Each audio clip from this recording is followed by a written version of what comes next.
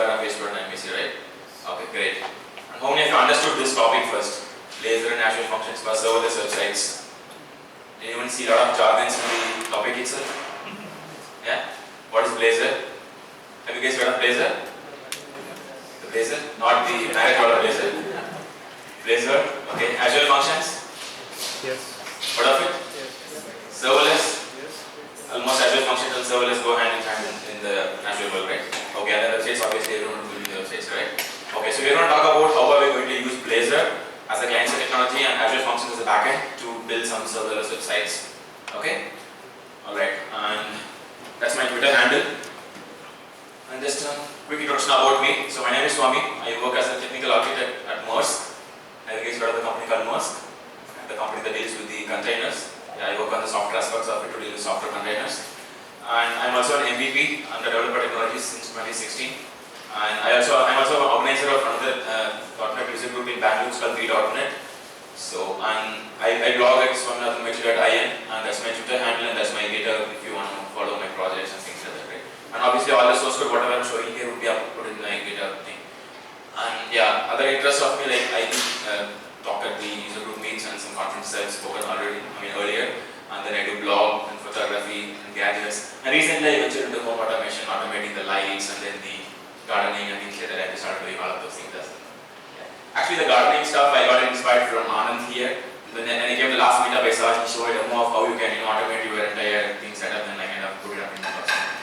So I don't have to worry about my vacations. If I go, the plans will be automatically watered anyways. Alright, so what's the agenda? Are you guys able to see it, or do you want to zoom?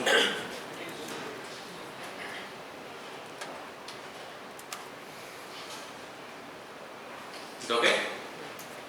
Yeah, so first we'll start with what is Blazor. And then we'll also try to understand what is WebAssembly, and then how the Blazor WebAssembly part works. And we'll also go and talk about Blazor on client versus Blazor on server, right? And then we'll also see what are the serverless websites, and then where does Blazor really fit in building the serverless websites. And we'll also see how you can run the serverless code with Azure functions with a lot of demos. Okay. Okay. So all this will typically how are we doing the web development? It used to be like this, right? We used to have some kind of a .NET backend, and then on the browser you used to have either an Angular or React or Vue.js or any of JavaScript libraries which can give you a single page application, right? And then you interact with the .NET as a backend. Okay? That's how most of the websites are. If you are from the development background, if you want to create a single page application, which is most of the things are running on the client side, if you want to do, these were the primary options for us, correct? You have to use one of those frameworks, and then you have to have your backend. Of course, you can build your web APIs in .NET, and then you can have those wired up with your JavaScript application basically, right? But what are the kind of, I would say challenges, but what are the difficulties in there? So you need to learn JavaScript as another language, right? You already know .NET, but still you need to go and learn another language. So a couple of years back when I was working in a previous organization, I was working on an Angular project, and then in the middle 2 years I kind of lost touch with JavaScript. I was completely .NET.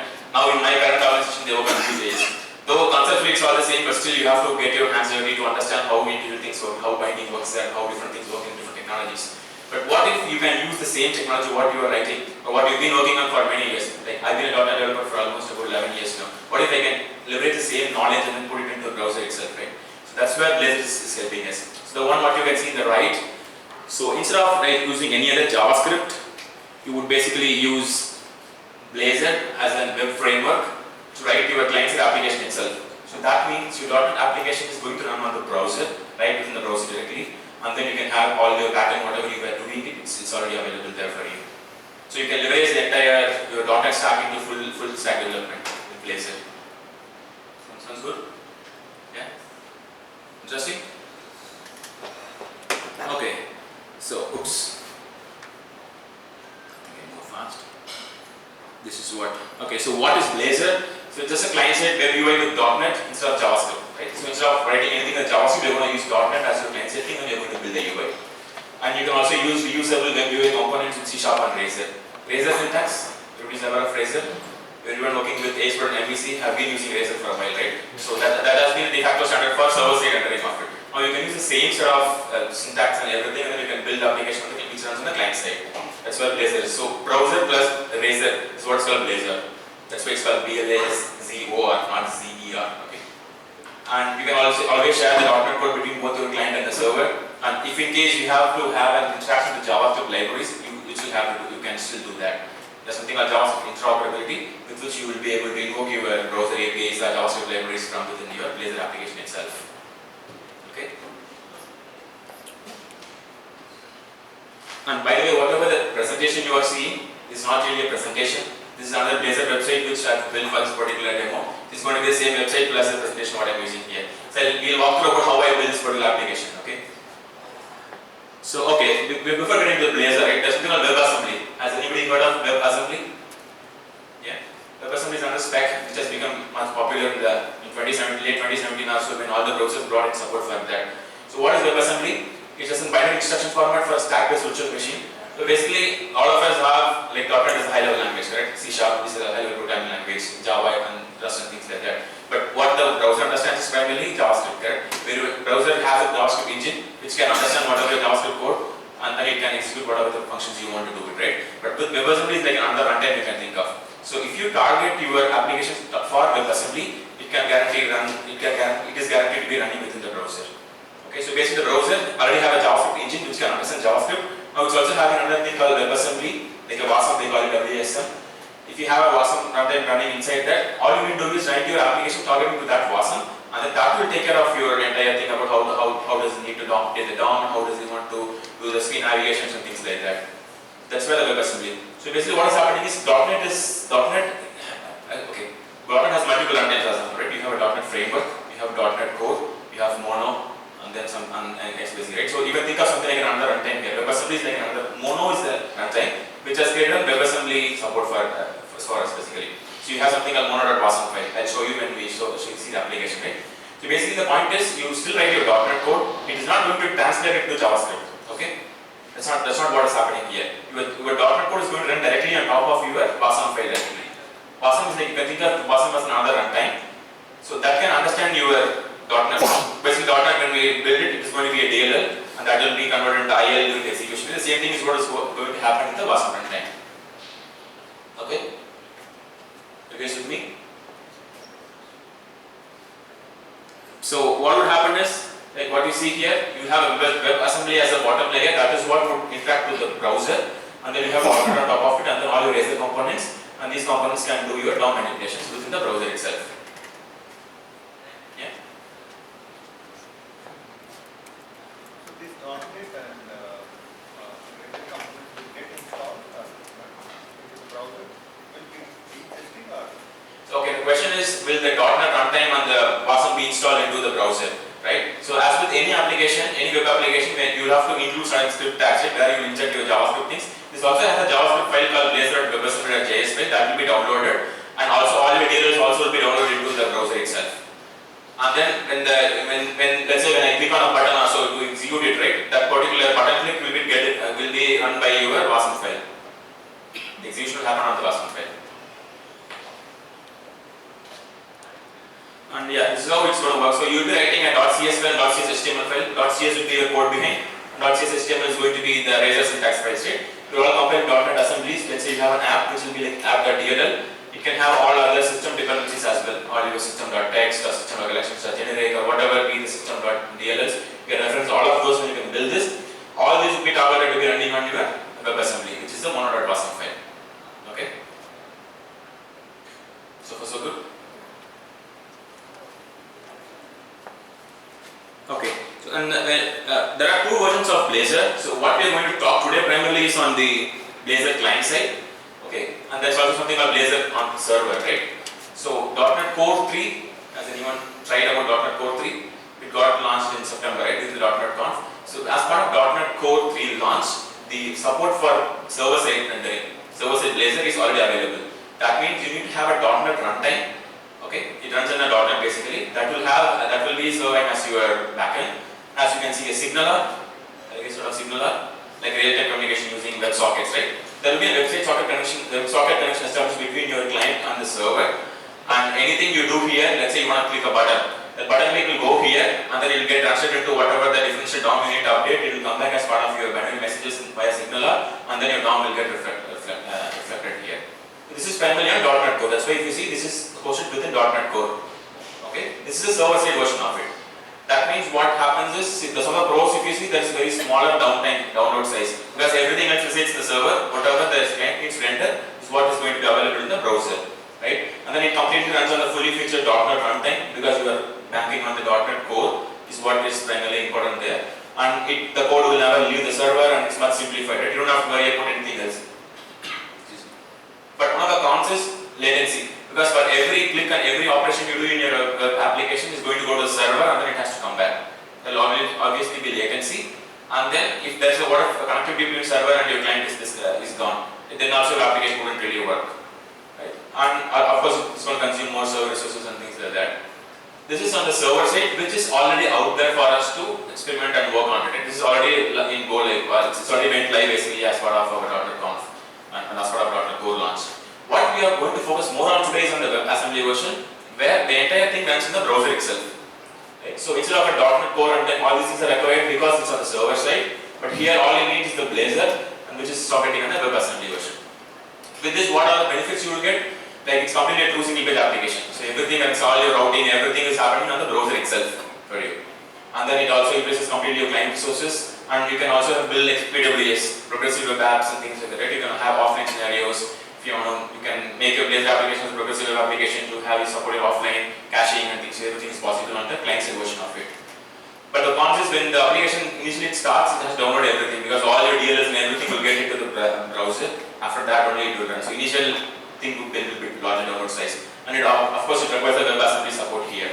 If in case a browser is not supporting WebAssembly, this application might break, but this would not happen because all the rendering is happening at the server side, right? And then only the final HTML changes is what is getting into the client side. So your application is guaranteed to run here, but here until all the browsers support WebAssembly, the application might break here and there. But all the modern browsers like Edge, Safari, Chrome, everything has WebAssembly support already. And yeah, so currently this feature what I'm talking about today is still preview. So it's slated to be live by May 2020. Mostly around build time is when I think we would expect the WebAssembly version to be available. Yeah? Any questions so far? So you can interrupt anytime if you have any questions, okay? So I don't have a separate questions segment there. If you want, we can take up that too. So otherwise you can feel free to stop anytime and then we can. So what's the benefit here? If I'm running on server side, still my client is calling to Blazor, Blazor will call to my API. Why not I can directly call to API? What are the benefit I want to get? Okay, so the question is what benefit I'm going to get by using server-side Blazor, correct? Okay, so that's the subtle differences, right? So API is that's something which is apart from all of this. What we're talking about is how the DOM manipulations are happening on your application. Okay, so with the server-side thing, your DOM manipulation also will happen at your server, like how a typical MVC works, right? In the MVC, the request goes there and then it will come back and it's served as a new HTML. But here it happens by a signal like a real-time connection basically. So the same amount of code what you're writing with the Blazor syntax or in everything, right? In all your Razor files and all the C# files and everything else would be the same. Just that it will go to server and get the updates coming back to the client in this version. If at all you have to, so advantage here is, let's say since this is hosted in say .NET Core like an ASP.NET web application also, right? You can also have your API also hosted in the same space itself. Web API backend, if at all you want to have for this particular application, that can also be hosted within the same premises itself here. But in this case, it's only a pure through SPA application. There is no backend or anything required. So for you to run this application, you don't need .NET runtime at all. Okay. So whatever I've hosted this site, whatever you're seeing now, it's hosted in an Azure storage. Azure storage has something called static website available, right? Static website is nothing but it's more of static content only. You don't need any other dynamic things happening there. So that's what is the benefit of using a client-side thing here. If I want to have any API, any data to be coming back from the API, I also need to hit that, right? So what is the difference is primarily on the DOM manipulations, where the DOM is getting manipulated and then where that is being executed. Yeah. So DOM manipulation is fast compared to other clients framework we are having in the market. So yeah, so what happens is even with the other frameworks like React and other things, it's all about now differential DOM, right? So it's not going to be reloading the entire DOM. Whatever is changed is what is getting updated. So but all this is dependent on the WebAssembly currently. So whatever the MonoWASM is able to do that is what is current thing. So I don't have an exact number of the perf metrics as of now, like how much faster it is than React or Angular or anything else. And of course you also understand it's still in the preview version, right? Things are going to change for long. It's not something which is already frozen, it's not already out there. It's still under preview, which is still being worked out by Microsoft as of now. Okay, so moving on. And what are serverless websites? So typically what will happen, you will be having a server, like an ASP.NET MVC application, if you have to think about, you have a server where you have all your CS, assets, CS HTML files, assets, app code, and everything will be residing there. Anytime your application makes a request to the server, you get back the data, and then your server, your application will be working fine. Right? That's how your standard web architecture would be. If you want to scale this application, what will you do? You will scale our servers. Maybe if it's running on one instance, maybe make it multiple instances so that it is able to serve for multiple requests, right? That's how a typical standard web application architecture would be. But when you talk about serverless, what would happen? So now, whatever I am doing currently, like I said, this is something which is running in storage itself. You can still have like a web storage from where you can render your HTML, and all the further manipulations will happen at the client side itself here. After this, nothing will go back to the server every time. It's like a pure SPA type, right? And if in case, what if you want to pull some data from a server also? You want some kind of a backend, right? So that is where you would use something like an Azure functions here. Let's say you want to get some APIs exposed or something, and then you can have an Azure function which can talk to external services, or it can also talk to the DB and then get the data, and then it can serve it for you. Right? So that's how typically your serverless application would be. Serverless doesn't mean it is completely not running any server or anything. It is going to be running it somewhere else, but just that we are going to be using on the fly type. Right? Azure function nothing, but whenever you are going to use it is when you are going to be paying for that or so. Somebody else is basically managing the server for us. So this is how your serverless Azure functions would look like, right? And what if you want to scale this application?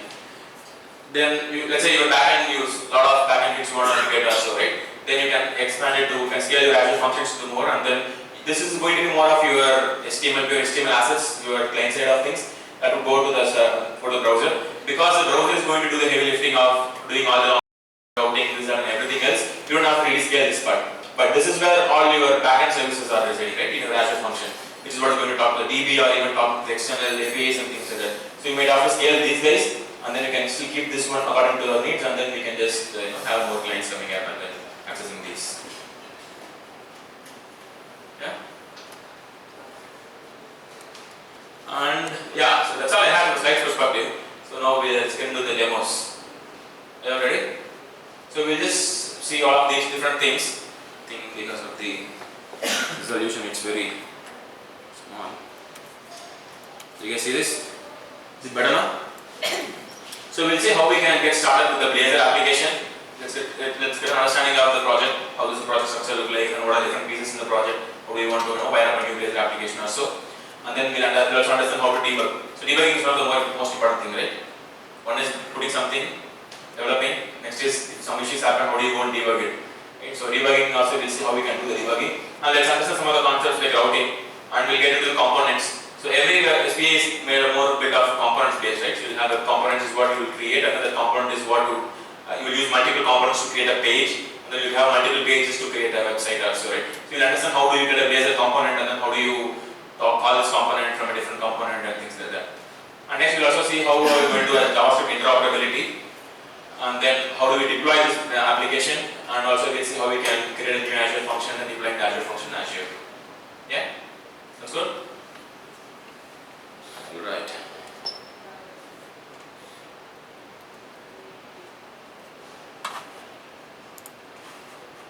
So I'm on my Mac, so I don't have full-blown Visual Studio in it. So the Blazor applications can be built in either Visual Studio 2019. So if you want to build .NET Core 3 based ones, you need to use Visual Studio 2019 16.4 version or more. If you want to build on this preview, whatever I'm doing a WebAssembly, you need to build preview version of Visual Studio, not the one which is already live. Okay? And also you need to install .NET Core 3.1 preview. So I have installed all of those here already.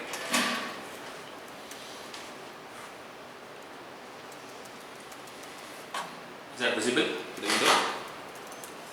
Okay, so when I say .NET list SDKs, so it's showing all of these things. So preview to 3.1, preview to just came in a few days before.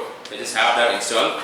And then you also need to install some of the Blazor templates. So if you go to blazor.net/docs, that's where your entire docs site is running.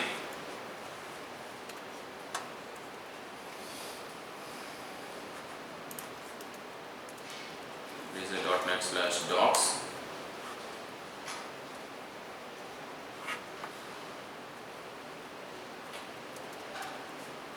So here if you go, you can just see how we want to get started and things like that. So I'll just go to overview here, get started. So you just need to install this particular template. So because I'm on a command line, I need to, when I say .NET new, I should be having Blazor Awesome template for me to available, right? To be able to use it and then create the application. That's what I'm doing it here. So I already installed it. So when I say .NET new, so you can see all of these different settings, different templates, whatever I have. So what we are going to do now is Blazor Awesome. So Blazor server is what you would use if at all you want to use the server side version of the Blazor. Right? So currently what I am going to use is a Blazor Awesome file. And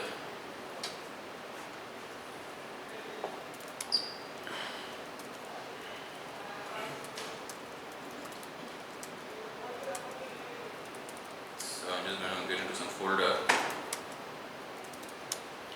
Okay. So say .NET new and then Blazor Awesome is a template. Then I would like to get it here in live Blazor demo folder.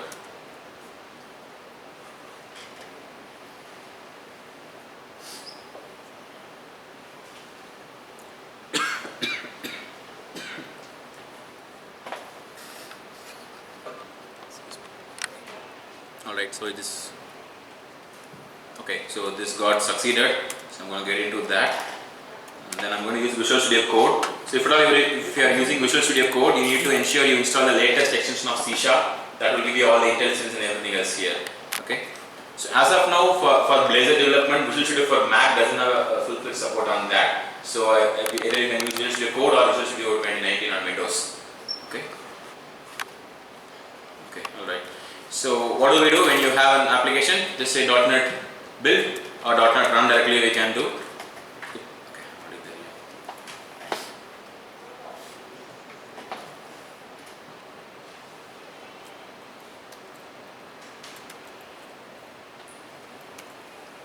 Okay, so now this is running at this particular path, localhost / 5000.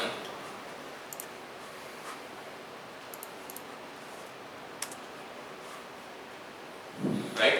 So that is the Hello World application what we just built in Blazor, right? So what all it is having? It's having a sidebar on the left, which is like navigation menu. It also has something like counter. When you click on this, it is going to increment the count. So all these button clicks, typically what we will do, we will have to attach a JavaScript function behind and then we will be invoking a JavaScript, correct? So in this case what is happening is it is invoking a .NET method. The moment you button click, you are assigned to a .NET function, that's what is getting executed. And this is a simulation of how you can get a data from an Excel source or something like that, right? That's what this part is helping us. So what all this project have? The right one, yeah. So first thing is, okay, I need to do a restore here.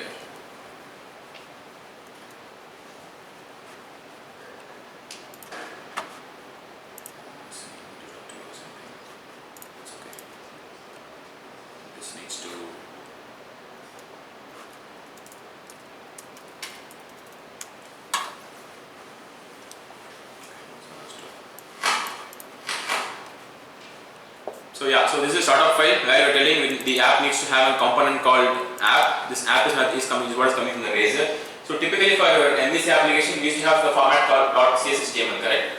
That's what is the file where you go and write your Razor syntaxes. So here it's called Razor file. So .razor file is what you create for creating individual pages or so. And this app.razor is what is the primary thing. So here as you can see, there is something called a router component which is already available. If there is a router which is found, it is going to use this particular layout and then it is going to return it. If something which is not found, it is going to say there is nothing at this address. Okay, so let's just understand that, right? So let's say I have it here and then I say /counter, right? Then it does load the counter page, correct? What if I just say counter 1? That's a route which is not available, correct? That's why the router is coming to the picture and it is going to tell that, hey, you know what, there is nothing available at this address. So that is what is mentioned in here in the not found thing. So you can obviously customize what are the layout you want to use it. So this is the app at the like an shell kind of thing. I think of as a top level thing, and then you will have multiple components and pages created within that. So in your program.cs file you will have something called use Blazor startup, and then which is the startup file we need to use it here. And then in the startup we have mentioned what is the component we are going to render it here, right? And as with any web application, your index.html file is the one which is going to be the one which will be firstly served. Right? So here what we are going to do is we are going to inject that particular component here. So app is what is mentioned there, right? As you can see that the loading is nothing but a simple text until it actually renders the entire page, it is going to show that loading thing. So if you have noticed, it's if you just go back to here and then say refresh, thus you guys can see in the top right, first thing what is coming. So until the browser understands this is a Blazor application to load it, it is going to give that particular content, and once it is rendered, it is going to show this particular actual thing what is present inside your app. And this is one of the important things, like Blazor.webassembly.js. That day has an that day will do basically all your WASM related stuff for us. Whenever .NET code runs, this is where it is going to tell that this needs to go into the web. Now one WASM file, then it is going to get it run from there, and it will get back the data. That's an index HTML file. And on the projects, if you see, these are some of the dependencies what this project will have. So obviously it's based on the 3.0 version, and these are some of the Blazor related packages which are already available as part of this project template for us. The Blazor and the HTTP client are the two important things. So Blazor build and dev server are more for development purposes. That's why it's called like private assets made as all. So these are the other components. If at all you want to include any other NuGet packages, like how you do for typical application, you can just go and do that. .NET, add whatever for this particular project, whatever package you want to add, you can just go and add that. Although you need to ensure that the NuGet package is also compliant for .NET Standard 2.0, so that it is able to run this understand this particular application. Right? And where do you write your pages? So there is something called pages. Here is where we have individual pages available here. So let's say at the index page. As you can see, every page will have an annotation like this in the starting. That's a page directive. Basically, that's where you are telling what is the route for that particular component. Right, so here slash is what is for the index. Let's say if you want to do for a counter, it says slash counter here. Right? So that's what when I clicked slash counter in my browser, it was able to navigate to that particular counter page. And in the fetch data is where is for the particular fetching the data thing. Right? So this is you start a page with a particular directive which is called @page, and then whatever you write in this area, it's all about your razor syntaxes. You can put your h1 counter, and then you can give all this. @run count is one of the property what we are using, and this is the button on which on the click we are going to associate with this particular function. Right? So now whatever segment you see here below @code is where you write your code behind thing. Okay? Should I always write it at this place only, or can I put it in a different file? The answer is yes, you can put it in a different file also. It's not necessary you have to put it everything here, because as you start building bigger applications, this segment will go bigger, and you obviously need to do some unit testing and things like that, right? So you can also put this, extract it out and then put in a separate backend file, and then it will be able to reference it inside this particular application. Okay? So for simplicity, code is what you will write here inside this, and this is a property what we have at the current count, and this count is what is the current count is shown here. And what we are doing on click, so on click is an event binding which is happening for this particular button, and I am clicking it, and I'm calling this increment from one function. And when I am incrementing the count function, I'm just updating the number to ++, right? That's what is happening here. So every time you click on a button, it's just updating this particular counter is incremented, and that is getting reflected automatically there. That's how the binding is inherently available there. Getting it? And okay, and the other thing is what we also saw is on the getting some data, right? What if I want to get some data from an external source also, right? So what do? As with any web application things, it also has certain lifecycle methods. So one of the things is like on initialized async. That means whenever this particular component is initialized, is where this particular function will be called. You can put all your initialization stuff in. Let's say when I am loading this page itself, when I am loading this entire component itself, I want to get the data from somewhere else, and then I have to bind it, right? That's when you use this kind of function. There's something called on parameter async. Whenever a parent component is calling and child component the parameter, so that time your parameter is a function be called. So you have different lifecycle methods to handle different parts of your application things, right? So here what we are doing is in this method we are using this http.getJSON-async, and this one. Is this looking very familiar? Await async, yeah, in the .NET, right? If you have to do it in JavaScript, you have to do something else. You have to learn those and then do it, right? So now at least you know how you can invoke this particular thing. So you will use the same set of statements here, and then you would say get JSON async is a function in the HTTP client. So how do you inject a dependency? Inject HTTP client is what you would do to inject a particular dependency into this component.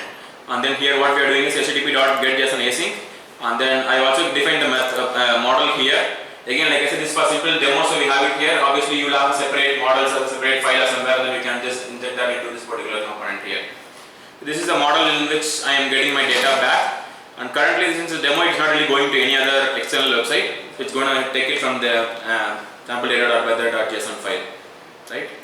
And that sample data is available under www root. So all your client-side things, if you want to add any JavaScript files or if you want to add new CSS files and everything else, it would go under a www folder. Because this is what would get executed as part of your application thing, right? When the browser takes the entire application, www folder is what is going to be available in the browser. Now, on initialization, which type is it defined with? So the method that you overridden. The on initialization? That's part of the ASP.NET Core itself. It's the framework method itself. ASP.NET Core or Blazor namespace is there, that it is available. So it's not a controller action. No, it's not a control action also. Yeah. So with VS2019 you can navigate into that. I don't have that preview thing here now. So in my system actions is not really getting the 3.0 thing. Okay. The .NET Core 2.0 it is able to do that. I don't have the preview, so I couldn't really show that. I'm sorry. So one question. Yeah. If I have to write any page specific CSS where I will write for developer root, it will be global. No, www is where all your CSS stuff should go. So let's say you want to go here and then put certain things. So here there is something called site.css in which we have mentioned all of this. So you can put here and then you can use it in any other component, or you can so basically all the things will go on www root only. There's nothing like which will go outside of you. So it's not like an Angular and you're thinking about Angular, right? Where you go and write your thing under your Angular component itself. I don't think it is just like that. Everything will go on www root only. Yeah.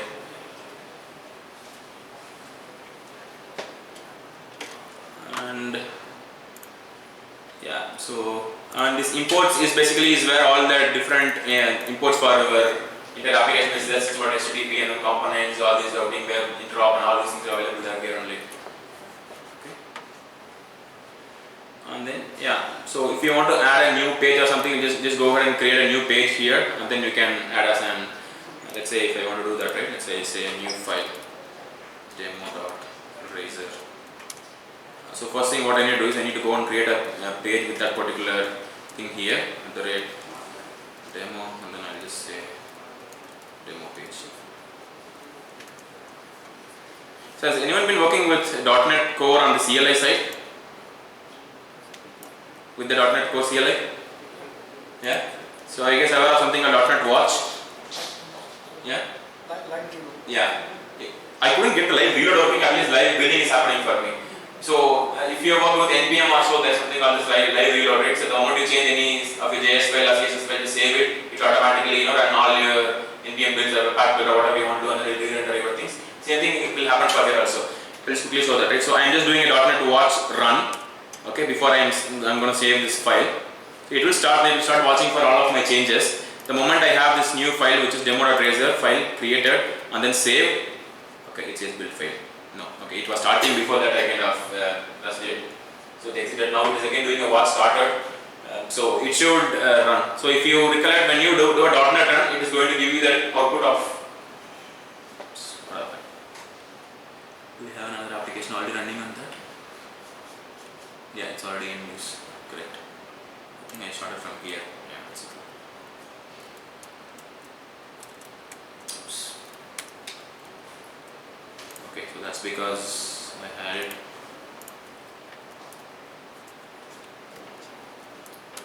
Let's do this once again. .NET Watch run. Okay, so now it's listening in this particular thing. Let's say let me just click on that.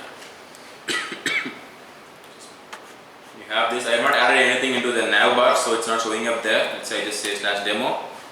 It should open my demo page, correct? So we'll just quickly check the .NET Watch stuff also. So maybe I have this navigation things are coming up from the shared. Okay, so the shared part I didn't explain much, right? So here you have something on main layout. What is going to tell you what are what is the layout basically for your application.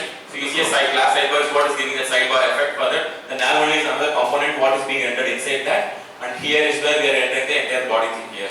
So this segment, whatever in my application. So this area is what is the body here, and this area is the sidebar what is coming up from there. So basically this is the layout what we have defined for this application. You can define however you want to create your layout also. So if you recollect the other the presentation thing, I have hidden the sidebar here. Correct? There is no sidebar in this. So I just went away with that, and then I just used only full space to render my entire application also. So you can do all those things in the layout here. and whatever you have it in this body is what is getting changed dynamically as a single page. Whenever you move to a different page, that's where the new page is getting entered. Okay, that's why if you see here, this entire part are coming up for all the things. Let's say counter also, these things remain stagnant there, correct? So that's what is you are seeing it here, right? So here the dev class and in the main class we have put some header here top row and we fixed it there. Only here is where at the body it is getting thing. So this is where your dynamic things are getting entered. In that section also, like render section, like how You can render component, yes, you can do the render component from into is it. it like render body in MVC? Yes, yes, this will do that, yes. So and this is my navigation menu. So since I don't have anything, maybe I'll just quickly add a newer link for my demo also. Just save demo. I'm going to list the same thing there, and then if I do a save, now at least my this thing should work.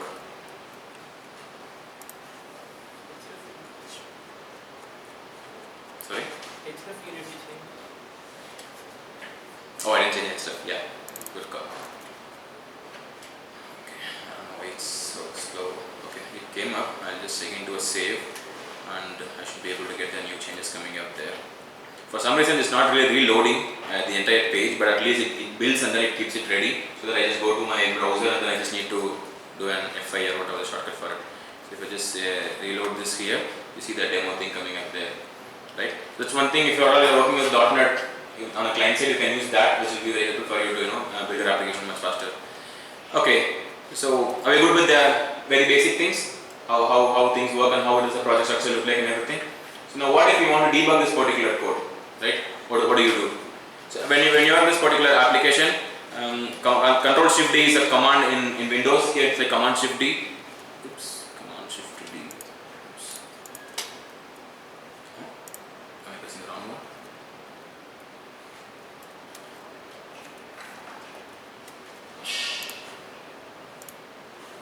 One second. So basically, first thing is we need to run our application in the in debug mode. And I'll just try this. What? It's not coming up for me. So oops. Okay, so let me quickly check here and if you go to build a first app, so you can see all of these things. Okay, debug is here, sorry. Yeah. Shift Command and D on Mac. Oh yes, that's exactly what I'm pressing. I don't know. Okay, so basically what we need to do is we need to open our Chrome in remote debugging port. So you need to enable remote debugging on the Chrome. Okay, so if you just do that, it is going to open it in a remote debugging port will be enabled, and then when you do it, you will be able to see your entire .NET application coming up in the console itself here. Shift Command and D. Okay, let's try this and it worked for sure.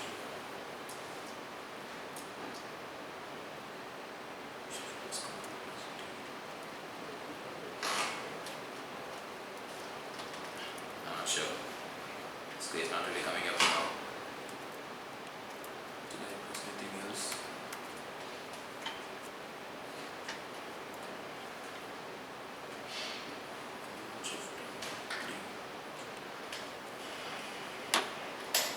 Okay, so let me quickly try this part now. Okay, before going there, I just want to show what all things it downloads. Right, so when you open your network tab, so There you was can an error. Cannot install debugging. sorry. There was an error, so cannot install debugging. Yeah, that's what it should show actually, and then it will show a page basically what are things you need to do the debugging. Yeah, I think the shortcuts are going a little crazy now. So yeah, so one thing what I want to show is, as you can see along with these JS CSS files, you also have this awesome file created and then all your .NET DLLs downloaded here. Okay, all the Blazor DLL, ASP.NET Core DLL, blah blah blah, everything is available there in here, right? And if you go to your sources, Under the file, when you have a debugging thing enabled is when you will see those file things coming up, and then you can directly go and put a breakpoint and erase the component, and then if you hit whatever the click on the button, it will go and hit there. Okay, in interest of time, I'll just skip it, maybe we'll revisit it later. Okay, but yeah, that works, and there's very limited support as of now from debugging. You cannot really debug into a Visual Studio or anything else, that's all still in progress. As of now, you can only do, let's put a breakpoint inside your code in the Chrome DevTools or Edge preview or whatever, and then you can just go ahead and see how your C# code is getting executed there. That's the only thing you can do as of now. Okay, and yeah, okay, so this part is done. Okay, now let's get into the components, right? So here if you see, there is something called this brief survey available here, correct? As you can see, this is a very basic one link is available here, right? So how does that come, or where does it come from? So if you go back to the code,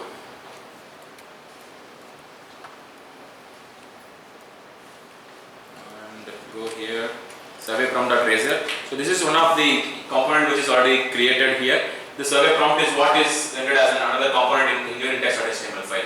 So here what I will tell you, we just need to print this particular thing with an ahref here. Please take out survey or whatever here, right?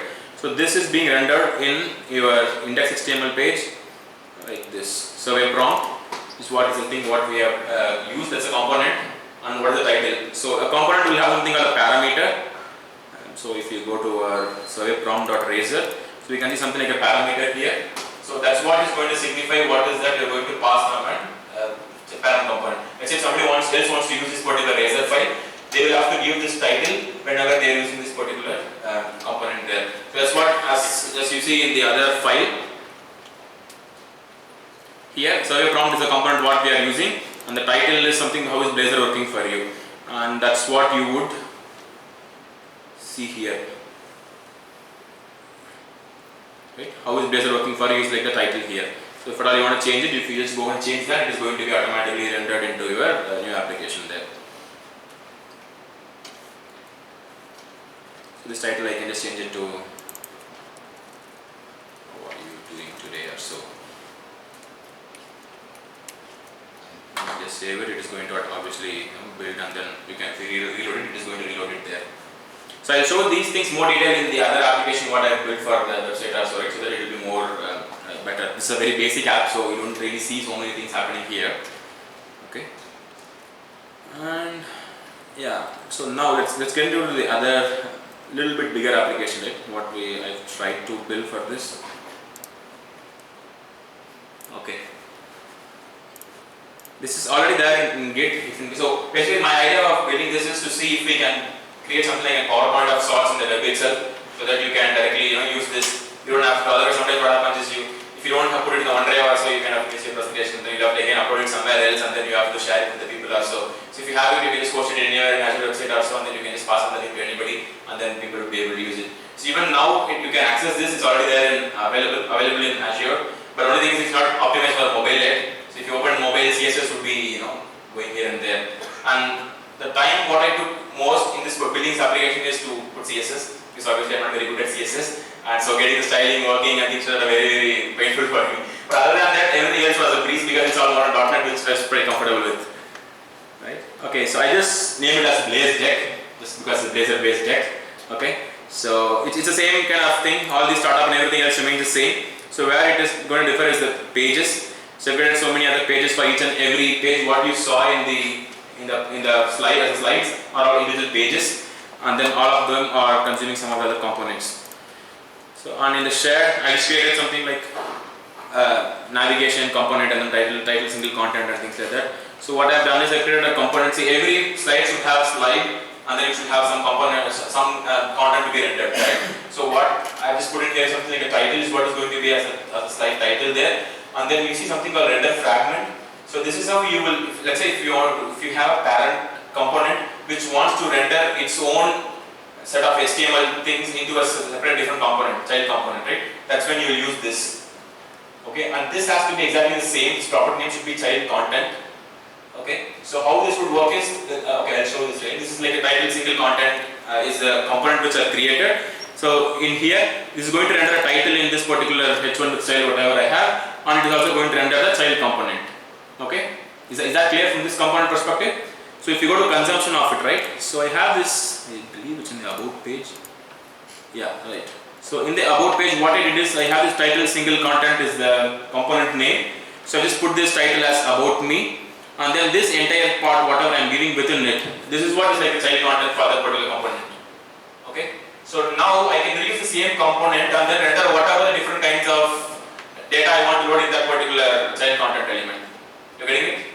If I had put this into the other component itself directly, what would happen is I can use only in very specific, it will become a specific usage, right? How does this get bound to the child component?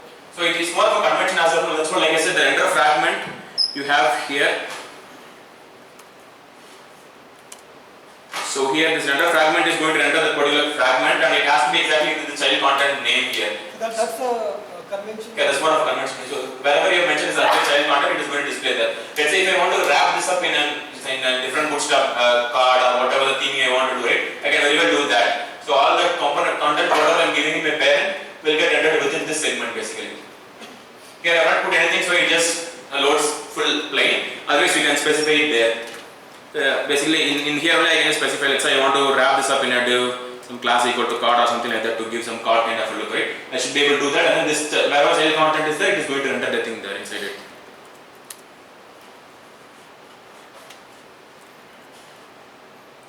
Okay, so that's one.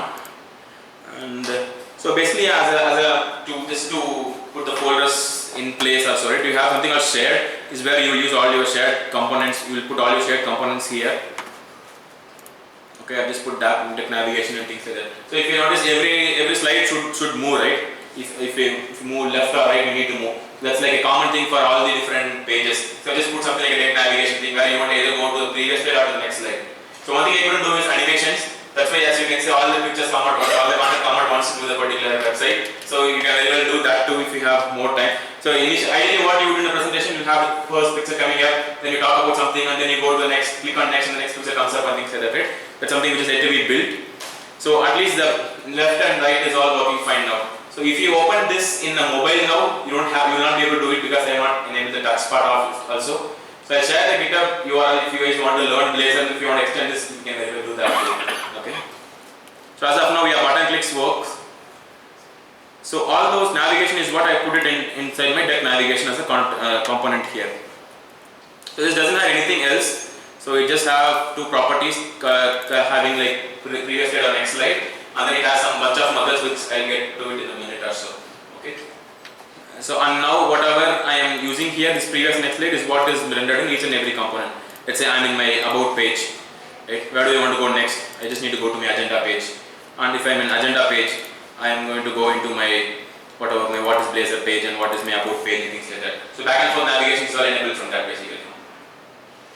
Yeah, the idea is don't think so much about the application, think about how component is used. Okay, that's what I'm trying to explain here. So this is how you will use the component. So deck navigation is what is my component name, what I've created there. These are the two properties what I have, and with this property I'm manipulating inside my code beginning for that particular component. Yeah. So far so good. Too much to digest after a heavy lunch. Yeah. So can this kind of application be hosted in GitHub pages? Yes, it can. It can. Yes, it is possible. So that's what, like I said, it's a static website is what I have also run. So yeah, so to make it more give like an presentation thing, I've hidden all of those pages earlier. So as you can see here, this is static storage basically. In Azure, it's kind of blob storage. As you can see, web.code or Windows Net / whatever, this is the route of that particular page. This is basically a static storage is what it is there. It doesn't have any other runtime. It's not hosted in an Azure app service which is running on .NET or anything like that. It's directly put on Azure blob storage, and blob storage has a property of exposing a static websites. That's what I'm using for this particular website. Yeah. So since this is possible, you can also put it into your GitHub pages as well. So how do you do that? Maybe I can show that right before I get into my application. Maybe we'll use this itself going forward. So you have this .NET publish, right? You have to publish with the release, and then just mention in which folder you want to publish that. I believe I have something called publish one.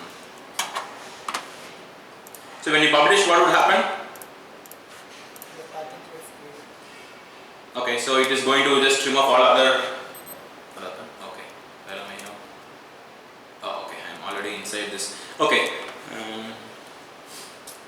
I already have published, so the publish command you all know, right? It's going to just publish it in some folder. So what it is going to have is inside my published place, bin release publish one. I have this entire DLLs plus everything. I have something called Blazor, which is my project name, and inside that you see this dist. People working in JavaScript would know it. That this is like distribution place where you would want to distribute everything. So this particular folder you can directly right click and then deploy to static website. That's what I have done. So for you to ensure if it is running or not, you can use something like server. It's like an NPM based server. So I'm just going to do that part now. I'm going to say light server. So now this is the same thing whatever we posted in the Azure is now running in my local, right? So everything else works here too, whatever the same sort of navigation back and forth and things like that. So now this light server is not having any other runtime in it. That's the point I'm trying to make. It's more like a static file so you know. So this entire dist folder, if you just commit it into a GitHub and then if you want to enable the pages, it will work for you.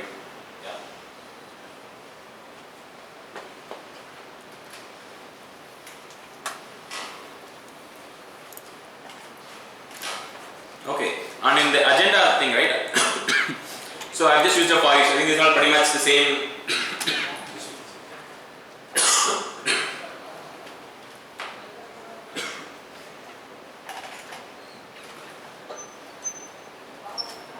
Sorry, I'm still recovering. So yeah, so in the agenda, what I've just done is I'm just doing a for each loop and then getting this data. So how is it getting the same thing like how we have in the fetch data? It's a sample thing is what I have put here, which is what it is going to render and then do it, right? But what if you want to make an API call? It's going to be the same, right? So I haven't gone into the page there yet in the application, but I'll just show quickly here. So I just put a small learn more page which will give you the links for different things, right? So here what I'm doing is in the same thing on Azure, I'm making an API call. This API currently is posted in the Azure functions basically. It's not deployed as an Azure app service anywhere. It's more of an Azure function which is running. So it's actually enabled for everyone to access. It's nothing fancy in that. It just gives all those links whatever I have put in my content there. Okay. So if you want to see that, so here after the demos I have this resources. This is where I'm making an API call to load it. It should I don't know. It just took some time initially. Otherwise here is where we kind of did our API call to an Azure function and then we kind of rendered it. So basically this website is completely like a serverless website. Right? That's what is the title of this talk also, right? So we've not put it into anywhere, we know where we are or anything. It's all Azure functions and all the client side things are running on your browser itself. Okay, so back to this. So how do you do that? So @code, I've just in my initializing thing, I'm using http.getJSON and this is my list of Blazor resource and this is the two properties what I have in that particular response. So as you can see here, it just gives like simply the resource name and the link. It's Blazor, this is the link of it, docs and what is the link for the doc or so. I have just created the binding for that here, that's all. So I'm just creating a table and this is binding that resource name and resource link here. That's it. That's how we would invoke a backend. Yeah? So far so good? Okay, still more to come. And next. Okay, so just need to check. Okay, so we did this, we did components. Okay, JS interop. So now, okay, we saw this application, right? So whenever we kind of press left and right, it moves, correct? How does that happen?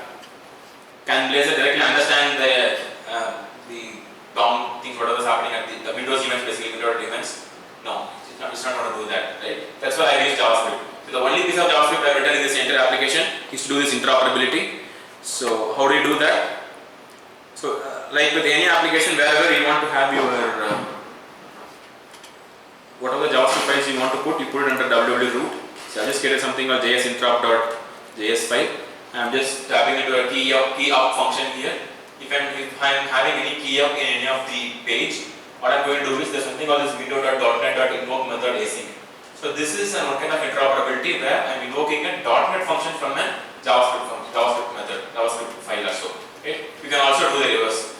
If you want to invoke certain JavaScript functions from your .NET method, you can do that too. Okay, what I have done is from JavaScript to Windows, to .NET. So whenever I am getting this particular event is there, I am just going to make a call to this JS key up as a function, right? And I am passing the key code whatever I have pressed. So this is my namespace name here, wherever this particular function is returned. Okay, now I will go and open that JS key up function wherever it is. So if you see, there's interop keypress.cs file. So you need to use something like this using Microsoft.js interop. So that's the library what is going to give you that functionality. And whatever the key up function you have, you need to attribute it with JS invocable. So if you put it that way, then this is the function what is getting invoked from the other JavaScript file.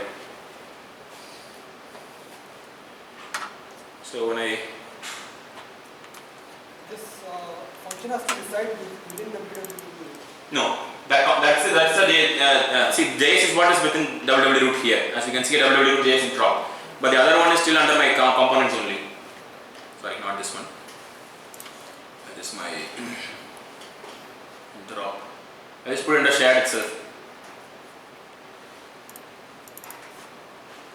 Because that needs to be under your .NET namespace is what is being used. It's not like a path reference as a JS file also. So as you see, this is the namespace name I've given as Blazor. This is what I'm using it in my JavaScript function also here.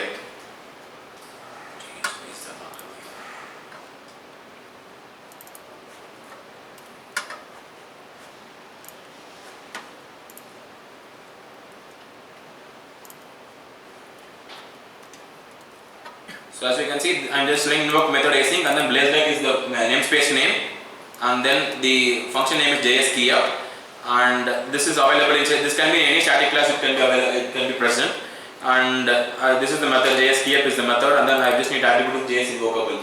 So if I do that, anything I'm doing on my button clicks or the keyboard key up is getting read into this particular function now. And from here, what I'm doing is I'm having an event handlers here, like a typical C# or .NET based event handlers. This class is having another thing called event handler called key up, right? So basically JavaScript is calling a function in the .NET set, and this .NET is emitting an event, and somebody else is listening to that event and then reacting to it. Got it? Yeah, so it is going to trigger like that class to be static class and method. Yes. And yeah, so where am I using this in my deck navigation component? So here in this class, I've just in my initialize, I'm just using this interop keypress. That is the static class what I have it, right? Since it's all in the same namespace, I don't have to import anything. If in case you create something like blazedeck.interop or so, you can use like this then. You would say using blazedeck.interop. If in case I have named that particular function inside the class, you have to do that.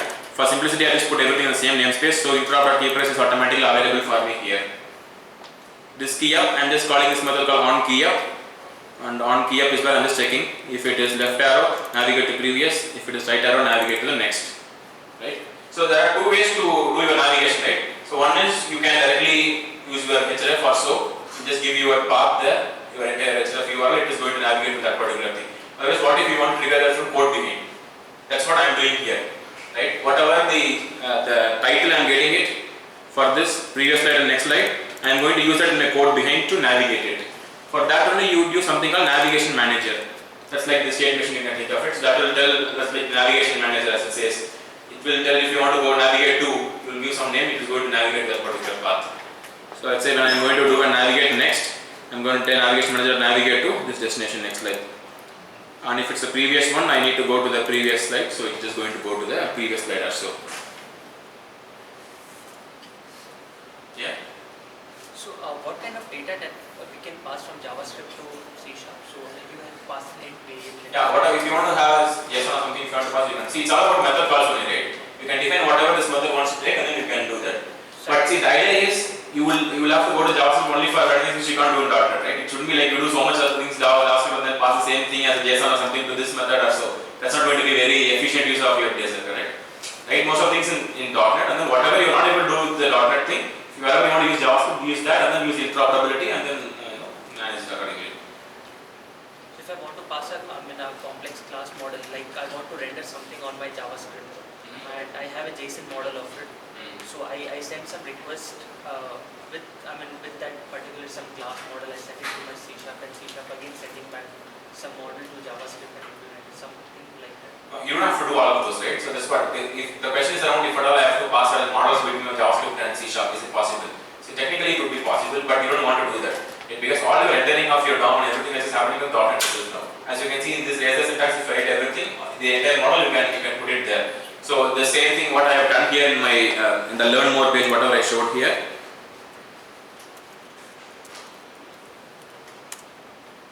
See here I am basically rendering this model only. This Blazor resource is nothing but a class available here. Correct? I am using this class and then I am iterating through that and then I am using those properties and then I am creating my HTML.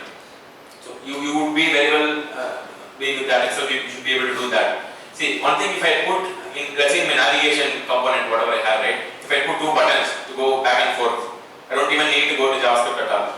Correct? But then every time you have to go and click on that buttons to do that. To make it more easier to press with your keys, or even if you want to do touch. Let's say I want to swipe. If I open that particular Azure URL in your mobile, like I said, it's not mobile optimized. You cannot go next or anywhere else. You can only see the first page, which is also like very messed up because of CSS. So yeah, for you to enable all of those things, you need to have this kind of JSON probability. Wherever your browser APIs you want to access also, then you can use these things for that particular purpose. Can we find interfaces? Sorry? Can we find interfaces here instead of putting your static code here? Can we find interfaces and Okay, so the question is, can we find interface instead of putting static code here? The answer to that is, if at all you want to move away from this particular code segment, you can very well do that. Like I said, that's what I showed in my component, right? The interop.file, it's not given, it's not mentioned in this, correct? This interop key press, this is mentioned in some other file in the same namespace. I'm still able to use that because it's a static one. I'm able to use it. If you have another any instance file, instance class you want to have it, you will be able to create an object of it here, and you should be able to use it.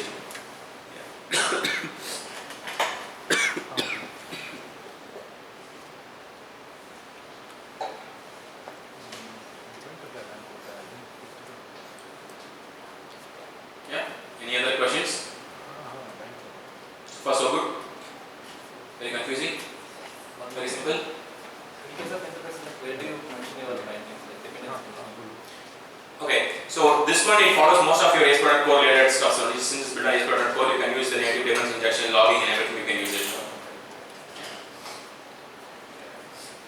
Alright, so that's about the JS interop. Forget about all those squigglies just because of the code extension. And I believe I have explained most of this. Yeah, so the bottom line is for you to interact anything, you have expose a method which is JS invocable, and then call that method into a JavaScript file, and then yes, JS in JavaScript would be JS to your .NET would be done, and then from your .NET function after it is invoked, whatever you want to do, you can just build your logic inside that. Okay. And okay, so what else? Oops. Serverless demo. Okay. So when you started component JS interop, so deployment. Okay, so deployment, it's very straightforward. Like I said, once you have this published, you can just. You guys have VS Code, right? VS Code has extensions for Azure and everything. If you can install this Azure extension, so which would just come up here. If you have it installed, you can hide whatever things you don't want. So what I'm going to show is about the storage and functions here primarily. So for this one storage, what you can do is you can directly right click here into the folder whichever you want to push it, the dist folder, and then say deploy to static website, and then you need to ask whether what you want to do in the same one or existing one or new one, all those things you can just follow through and then you can deploy it to the storage itself directly. Okay, this is exactly what I did and then I have deployed it there. Or like I said, if you want to put it into a GitHub and then if you want to enable and GitHub pages or so, just copy this particular folder alone and then you just need to put it there and then it should work for you. But yeah, so only thing with the GitHub is you would be like checking in all your bin and DLLs and things like that to enable the pages, which we wouldn't recommend, we wouldn't really do. But yeah, but still it's possible. If you want to put it in some page and if you want to do it, it's very much possible.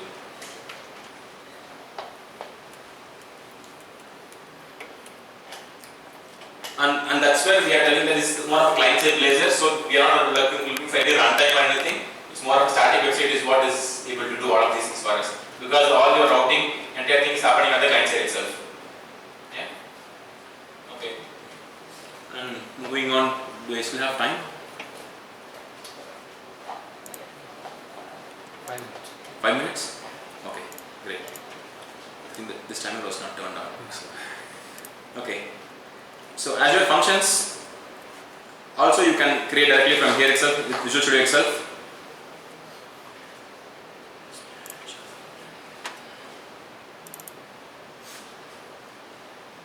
Yeah, so if you go to the extension here, you can just go ahead and say click on this plus, which will ask you whether you want to create a new function or what. Oops. That is pretty slow. Oops.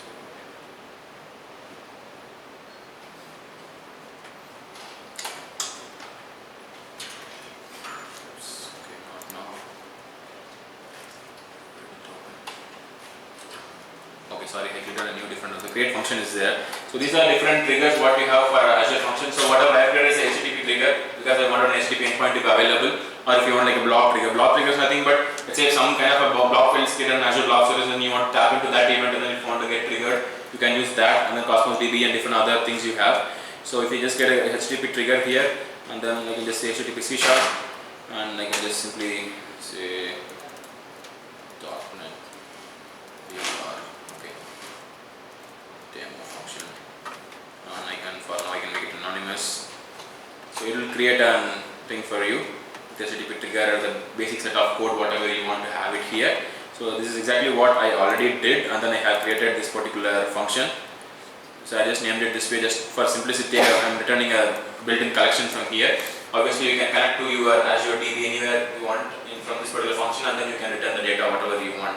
So for now I will just put these resources. This is what you see coming up in the website there, right? So you have it, and then you also have the option to run the function from here. Let's say if you want to go to debug and then just say run,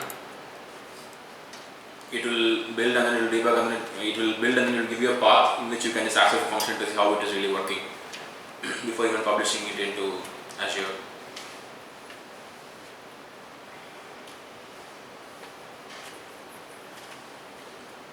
Yeah, so this is where my currently this function is running. So whenever whoever is using this particular URL is going to open it, and then you can also put breakpoints inside your code, and then VS Code will be able to debug your Azure function from here itself directly. Do you guys go to the Azure function before? Are you able to relate it, or do you want me to explain more? It's okay? Yeah. Okay. And once you are done with that, you can just stop debugging, and then you can also deploy from here. So in the same extension, as you can see, you just say this upload, and then it will ask in which function app I need to install it. So you can just go ahead and create that.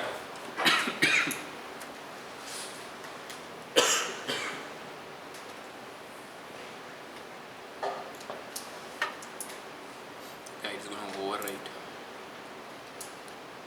Check. Yeah, so basically, yeah, you can use this and then upload it into your Azure function. You create a new function and then you can deploy it there, and then you will get an endpoint out of it, which is what I just put it in my client application there. Okay, so quickly I went through all of these things, and yeah, so some of the resources which are very good is these things. So if you want to learn more about Blazor, Blazor.net is one of that's the primary site, and then documentation is there. .NET Core you can get from there, and this is a workshop is having a good thing for the workshop. Like if you want to create your components, it's like an 7-8 part workshop is there. You can go through that fully on what is that you are going to do in individual parts, and everything is available there. And this is an excellent resource, that awesome Blazor ak.ms awesome Blazor, that has a single page consolidation of all the different Blazor resources from the community and everything. So you can watch on this also. So this way has all the things compiled basically. So general things and then authentication. If you want to use where all Blazor is used, if you are looking for any specific use cases Blazor, whether it is possible or not and things like that, right? You can go ahead and check out this particular link where most of the things are available. There's quite a lot of community effort and things are happening around this, so it's pretty good to really watch out and see how it is going. So all the tutorials and everything is already available here. One of the things which was shown in .NET Conf also is this one. I'll just open that. It's a small game, that Asteroids game. Somebody has built in Blazor.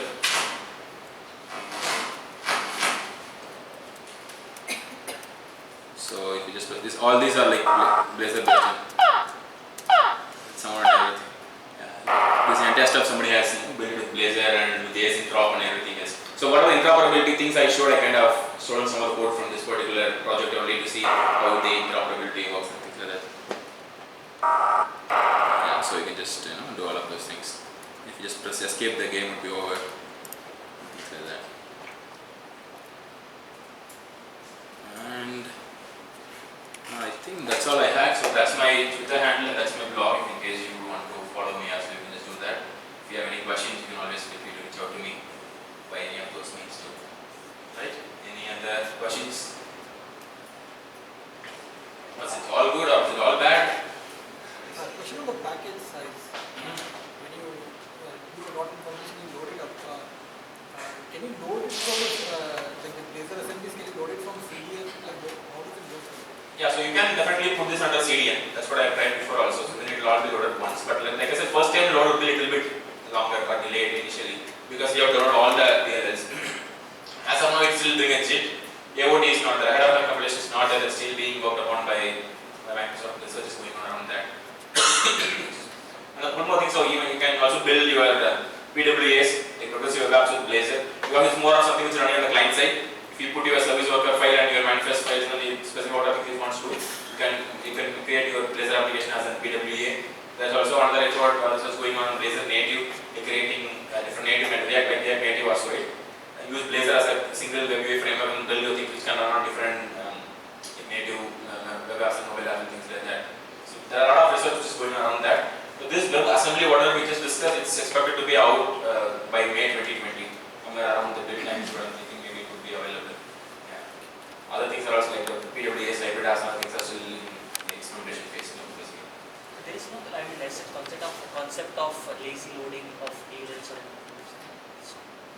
I don't think it is there as of now, yes.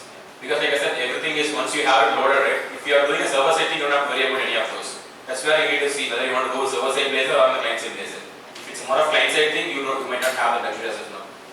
If it's server side, yes, you don't have to worry about the load itself because everything gets computed there. Only signal connection is what is really required.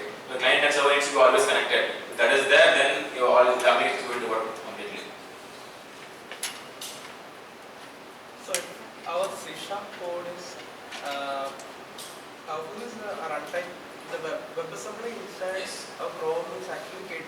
So why the DLL are there inside the final publication? Yeah, so like I said, it's still JIT, right? So you need to know whenever something is happening, the runtime needs to know which kind of your IL needs to load or so. So DLL should be there only. See, DLLs are something which is output for our code what we have written, correct? Yeah. But that is again understood by the WASM, the WebAssembly. For WebAssembly to know which thing to be loading, it needs to know the DLL. It needs to know the DLL, right? Browser WebAssembly, how is going to understand? So that's not where related to DLL, right? Yes, for the mono.wasm file, whatever it has, that needs the DLLs, correct? That's the runtime. Like I said, so like how you have .NET Core as one runtime, which if you have .NET Core, if you put in DLL there, it is able to understand it's a .NET DLL, it is able to execute whatever is within it, right? Similar way, mono.wasm is something which is residing inside the browser, that will understand your DLLs. So it is not like everything is compiled into a WASM file. It's like runtime only. The WASM is a runtime. It's not like your DLLs are getting into WASM. Your WebAssembly file mono.wasm is a runtime that will load individual DLLs depending on whatever the component page we are. Let's say I'm in agenda page and then I move to a different page now. Like then a different component will be loaded and then the corresponding DLLs of that only would be used for your manipulations also. Does it answer your question? Yeah. Okay. Third party Components. components. Yeah, so as of now, yes, there are. So I think like as with any other previous things like Teleray, Consing Fusion and DevExpress, all of them also have Blazor components available. Yeah, they also have all these nice fancy UI components available. Obviously like paid, like how they have for other components, but yeah, they are available as of now. Even if I just takes, all of those component vendors are building things for us as well. what about the third party libraries, like for example, you have Newtonsoft or Yeah. JSON.NET? So everything is .NET, right? So like I showed in the initial one, the project is targeting .NET Standard 2.0. So as long as you have a NuGet package which is targeting .NET Standard 2.0, you should be able to use it. That's the beauty of it, right? You can use the entire stack, whatever you're using on the server on the browser now. As long as you should ensure that yes, the .NET Standard compliance should be available. That's all. All the dependencies you're putting in through NuGet. Correct. Yes. We will be using all the NuGet packages. Just that yes, the standard compliance is what something we need to ensure. Right. Any other things?